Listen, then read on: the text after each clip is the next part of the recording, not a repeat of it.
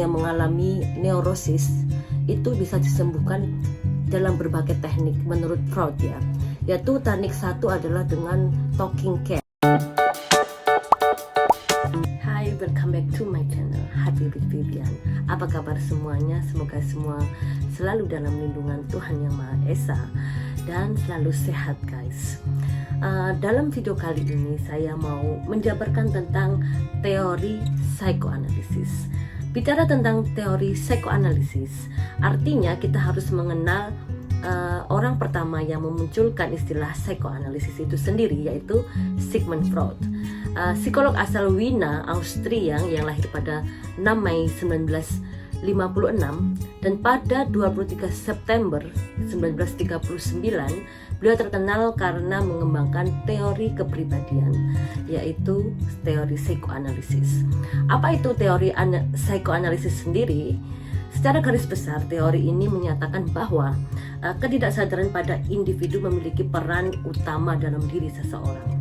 Freud melakukan pengobatan kepada mereka yang menderita gangguan psikis, dan dengan metode psikoanalisis, Freud bermaksud mengembalikan struktur kepribadian dengan cara memunculkan kesadaran yang tidak ia alami sebelumnya.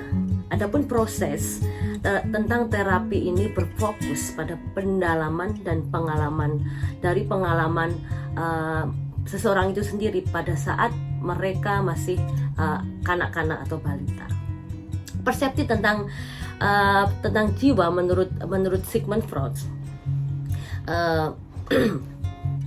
ada istilah dalam Sigmund Freud itu guys, gunung es. Dia menggambarkan secara detail tentang penjabarannya tentang gunung es itu sendiri, diumpamakan oleh Freud untuk menunjukkan skema gambaran tentang jiwa seseorang.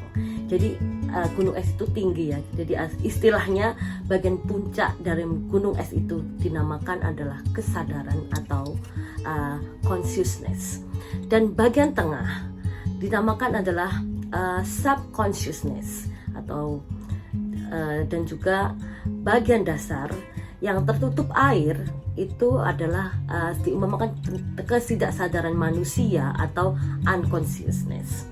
Struktur kepribadian itu sendiri menurut Sigmund Freud terbagi dalam 3 aspek, yaitu id, ego, dan superego.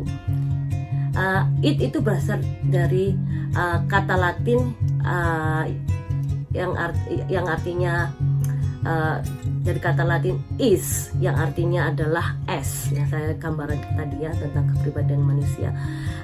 Kepribadian ini disebut Freud sebagai kepribadian bawaan dari dalam diri kita ya, dari sejak lahir, yang di dalamnya terdapat dorongan yang didasari pemenuhan kebutuhan biologis bagi dirinya sendiri. Karakter khas pada aspek ini adalah tidak adanya pertimbangan logis dan etika dalam pengambilan keputusan.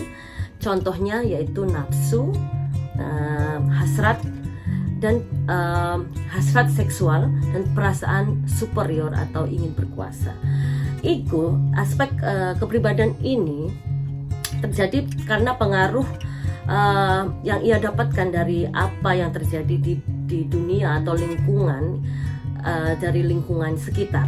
Ego mengatur id and superego untuk memenuhi kebutuhan sesuai dengan kepentingan kepribadian yang terlibat. Ego merupakan aspek yang mementingkan kepentingan lebih luas atau tidak hanya untuk dirinya. Dan superego adalah aspek kepribadian yang satu ini akan lekat kaitannya dengan moral atau nilai kehidupan, berisi tentang batasan yang membedakan mana yang baik dan mana yang buruk. Dengan kata lain, superego memiliki peran penting untuk menjadi penengah antara id dan ego. Ini adalah menjadi penyekat dari sinyal yang dikirimkan aspek id serta memotivasi hal yang menjunjung moralitas. Jadi id, ego, dan superego itu diibaratkan seperti id itu setan ya, kalau dalam istilah keagamaan itu id itu setan, superego itu adalah kayak angel. Jadi jadi ada dalam diri manusia itu yang ada itu kamu harus melakukan kejahatan, tapi yang egonya itu selalu jangan, karena ini tidak sesuai dengan moralitas atau tidak sesuai dengan hukum atau agama, dan ego sendiri itu yang menentukan. Jadi dia harus melangkah kemana, guys, istilahnya seperti itu. Dalam fase dalam perkembangan kepribadian, menurut Freud, kepribadian seseorang mengalami pertimbangan dalam 3 tahapan fase. 1. Itu fase infantil. Dalam tahapan ini berlangsung sejak lahir hingga berusia 5 tahun. Naluri seks menjadi hal utama dalam pembentuk kepribadian anak tersebut. Pada range usia ini, Freud mengklarifikasikan fase infantil ini menjadi 3 fase lagi, guys. Jadi 1, fase oral, yaitu dari umur 0 sampai 1 tahun. Seorang bayi akan mendapatkan kesenangan melalui aspek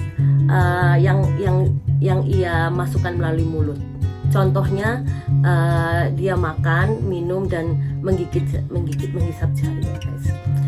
Freud mengemukakan bahwa personality bayi atau anak tersebut mendapatkan kepuasan oral pada fase ini, akan tumbuh menjadi seseorang yang gemar menimbun harta atau ilmu, dan juga selalu gampang percaya kepada orang lain. Tapi jika dalam fase ini sebaliknya, jika anak tersebut tidak puas dalam fase ini, kebutuhan oral fase ini, mereka akan menjadi pribadi yang rakus namun tidak pernah puas, dan mereka juga terkenal sebagai pendebat dan bersifat sarkasme atau anarkis gitu ya, guys.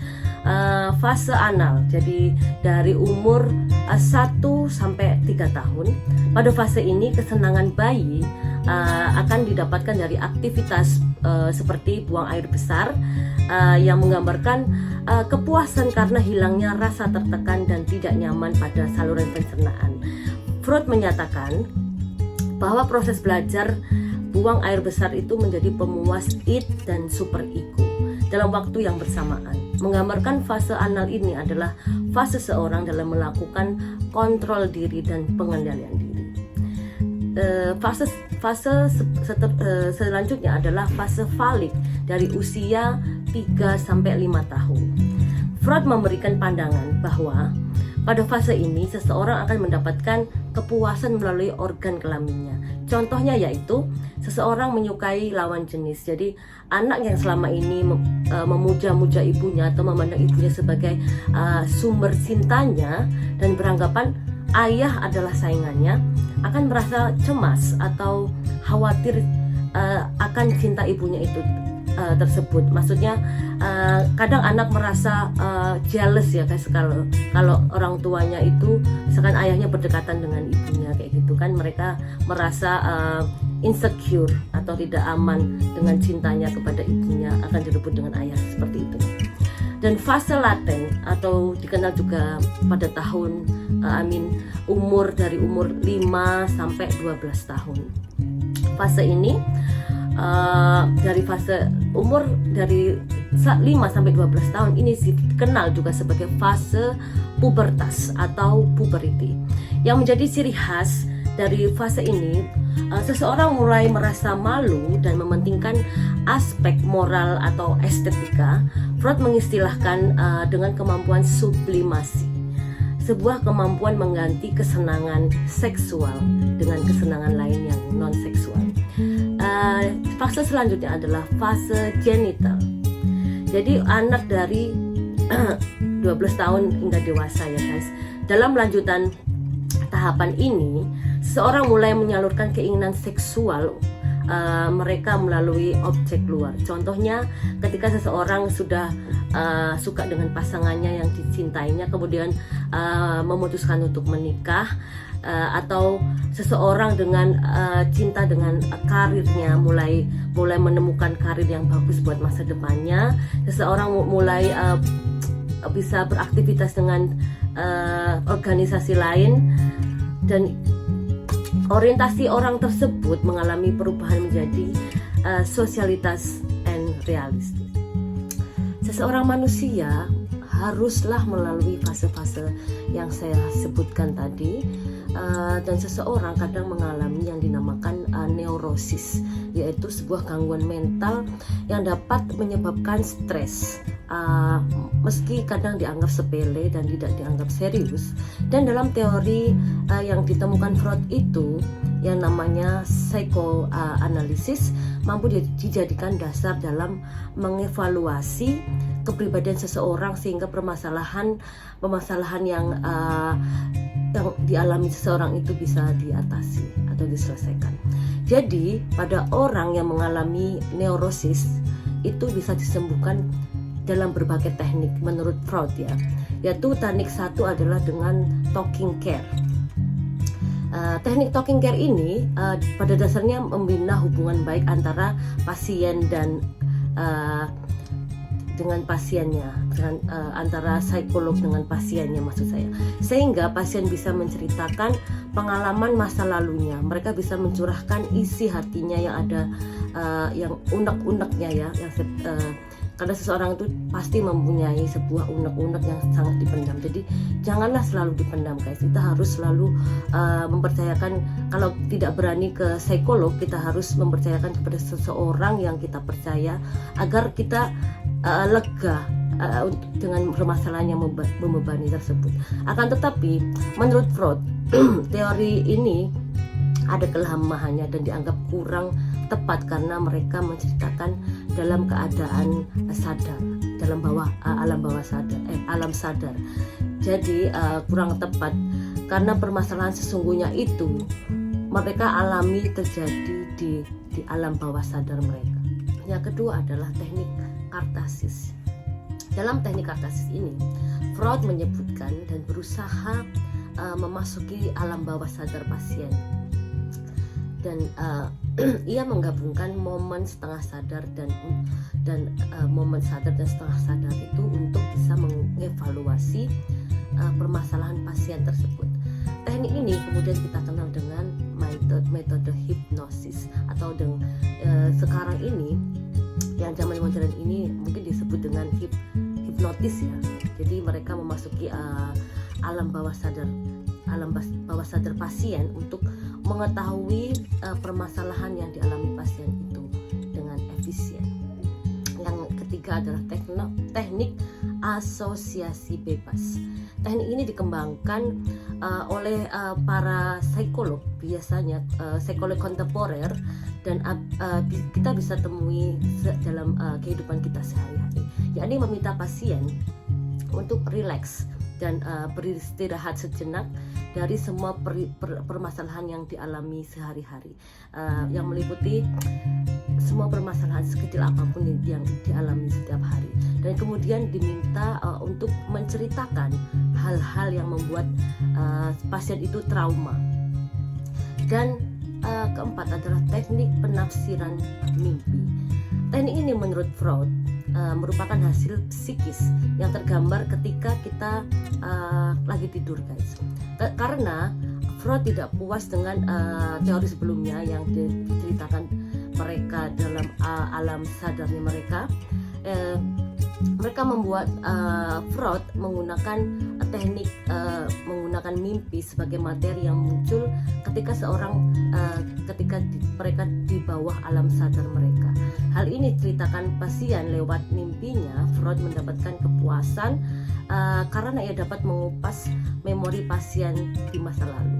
Jadi semua penjelasan di atas semoga bermanfaat tentang teori psikoanalisis dan teknik pengobatan dalam permasalahan serta struktur dan fase dalam teori psikoanalisis. Dan semoga jika Anda mempunyai masalah, jangan lupa bicara kepada teman yang dianggap dipercaya atau datang ke psikolog untuk membantu permasalahan yang Anda alami. Dan semoga penjelasan saya tadi sangat bermanfaat. Jadi Anda bisa mengenali diri Anda sendiri dan mengenali permasalahan apa yang ada dan membebani Anda setiap hari. Dan thank you for watching. See you in the next video. Jangan lupa subscribe guys. Bye bye.